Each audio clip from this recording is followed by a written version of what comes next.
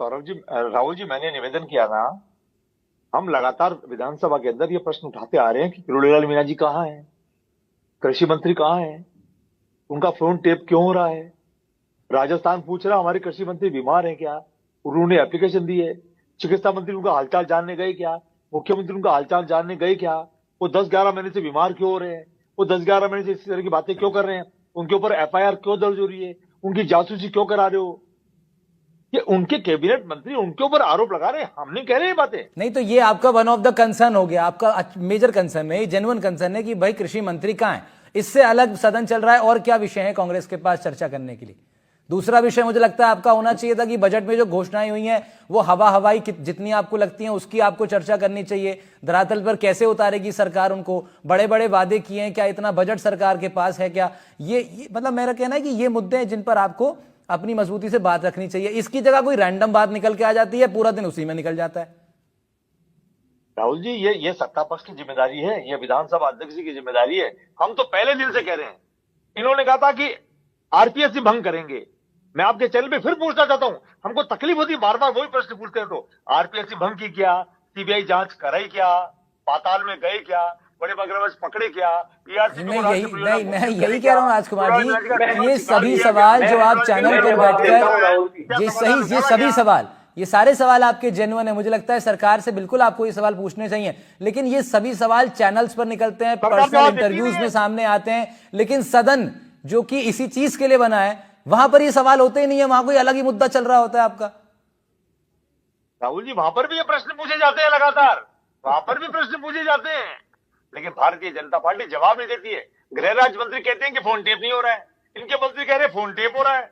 जब अनुशासन की तलवार लटकती है तो कहते मुझे तो पता ही नहीं, मेरे पास इनपुट गलत आ गया था। राहुल जी, किरोड़ीलाल मीणा वरिष्ठ नेता है राजस्थान के, गलत इनपुट नहीं आता है, बड़े नेता, खाटी नेता है। आज उनका जिस तरह से अपमान हो रहा है, राजस्थान की जनता बर्दाश्त नहीं कर पा रही है। वो बीमार हो रहे हैं, ऐसा उन्होंने एप्लीकेशन में कहा है, विधानसभा अध्यक्ष जी को देकर कहा है। तो क्या चिकित्सा मंत्री की जिम्मेदारी नहीं बनती है क्या उनके हालचाल जानने जाए? क्या मुख्यमंत्री की जिम्मेदारी नहीं बनती है कि उनके हालचाल जानने जाए? वो किस बात को लेकर के नाराज हो रहे हैं, किस बात को लेकर बीमार हो रहे हैं? तो राजकुमार शर्मा जी, क्या मैं हम वही चिंता कह नहीं रहा हूं करें? कि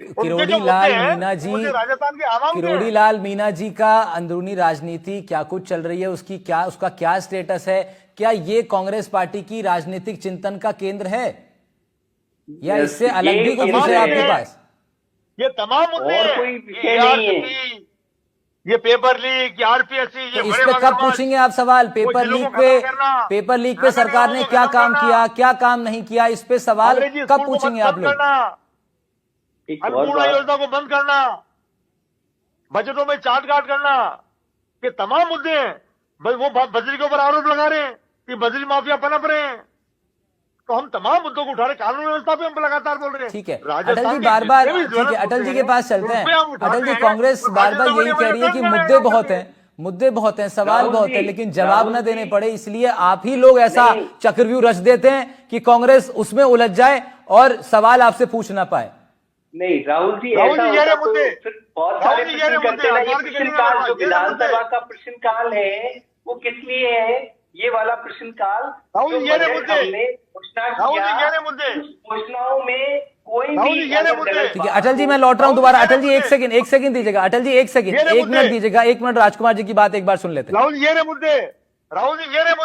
मुद्दे बहुत अच्छा है सर। राजकुमार जी बहुत अच्छा है, ये मुद्दों की, राजकुमार जी ये मुद्दों की रिसर्च आपने की है, ये बहुत अच्छा है, ये बहुत अच्छा आपने रिसर्च की है, मैं मान रहा हूं इस चीज को, और आप लोग करनी चाहिए, ये आपकी जिम्मेदारी, आप लोग का कर्तव्य, आप लोग विपक्ष की भूमिका निभा रहे हैं। लेकिन मेरा कहना यह है कि जितनी तैयारी के साथ मेरे शो पर आए, मुझे बहुत अच्छा लगा, लेकिन मेरा कहना आपसे यह है कि सदन के अंदर ये सारी तैयारियां कहां गुम हो रही हैं? आप लोग को नहीं लगता कि आपको बीजेपी अपनी स्ट्रैटेजी के साथ कैप्चर कर ले रही है? बीजेपी ड्राइविंग सीट पर बैठी है, सदन को वो चला रही है। सदन को विपक्ष को चलाना चाहिए, विपक्ष चलाता है सदन को सवालों के साथ, सत्ता पक्ष चलाएगा सदन को तो अपने हिसाब से चलाएगा फिर वो तो।